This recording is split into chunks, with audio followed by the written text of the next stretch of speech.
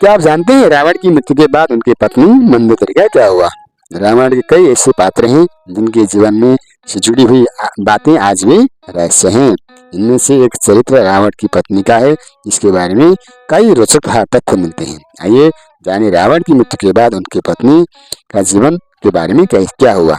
रामायण ग्रंथ में न जाने कितनी ऐसी कथाएं हैं जिनके बारे में आज भी पूरी तरह से जानकारी नहीं है।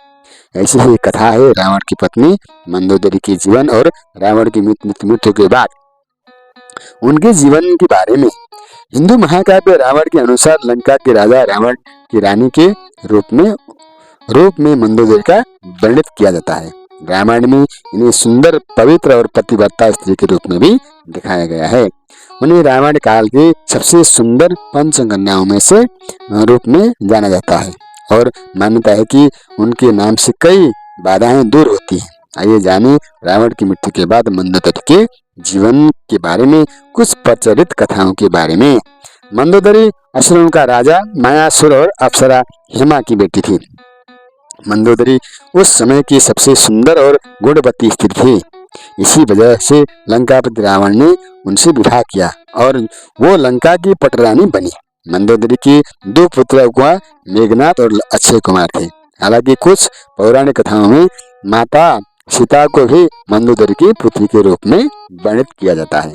मंदोदरी एक पतिव्रता स्त्री के रूप में याद किया जाता है और अपने ही पति रावण के लाख दोष के बावजूद मंदोदरी उनसे प्रेम करती थी और उन्हें अपना सर्वस्व मानती थी। ये नहीं, मंदोदरी रावण को हमेशा सन्मार्ग पर चलने की सलाह देती थी। रावण में रावण के प्रति उनके प्रेम और निष्ठा का वर्णन मिलता है। इसे पौराणिक कथाओं में बताया जाता है कि रावण काल में प्रभु श्री राम ने जब रावण का वध किया, उस समय लंका में सिर्फ रावण के भाई विभीषण मौजूद थे। उस समय राम जी ने विभीषण का राज्याभिषेक कर दिया और उन्हें लंकापति का नियुक्त कर दिया। उस समय मंदोदरी ने विभीषण की शरण ली और उनकी पत्नी के रूप में जीवित व्यतीत करने लगे। हालांकि रामायण में इस बात का कहीं बहुत ज्यादा जिक्र नहीं है और कुछ लोग का मानना है कि रावण की मृत्यु के बाद मंदोदरी ने मृत्यु को चुना और वो सती हो गई। एक पौराणिक कथा में इस बात की जिक्र मिलता है कि रावण की मृत्यु के बाद राम ने मंदोदरी को सांत्वना दी और उन्हें रानी और उनकी पत्नी की विधवा के रूप में उनके कर्तव्यों का याद दिलाए।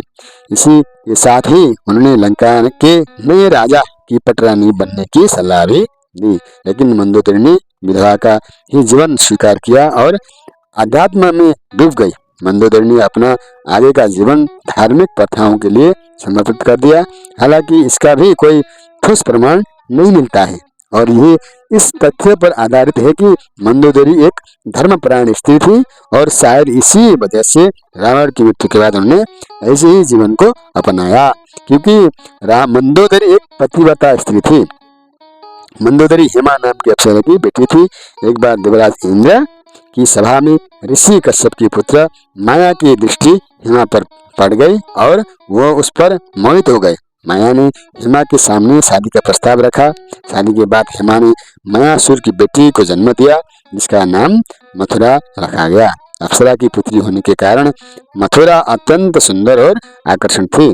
जब मंदोदरी का विवाह हुआ तो उसके पिता मायासुर ने योग्य वर की खोज शुरू की, लेकिन उसे अपनी सुंदर पुत्री की योग्य कोई वर नहीं मिला। मायासुर ने मंदोदरी को रावण से मिलवाया।